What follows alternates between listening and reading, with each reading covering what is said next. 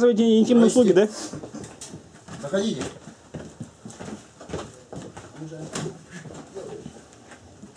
Девушки, откуда родом сами?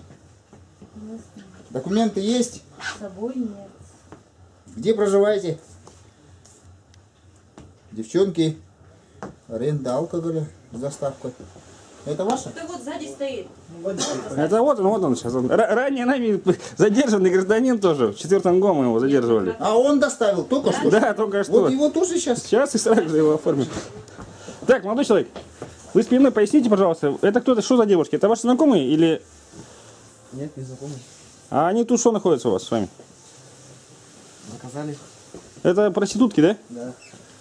А стоимость тарифа какой у них? За свои услуги сколько берут они? 2700. 2700?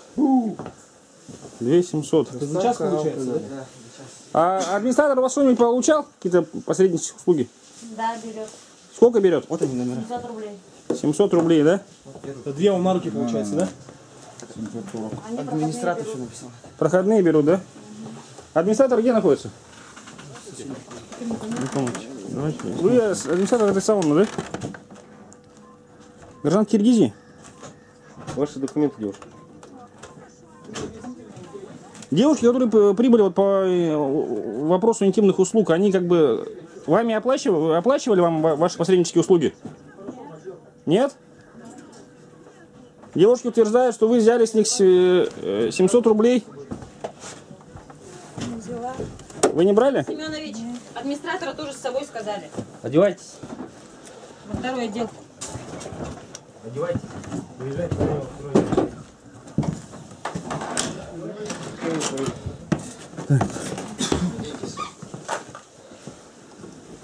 Так, девушки. Ну вот, сапожка есть. Отойдите, пожалуйста.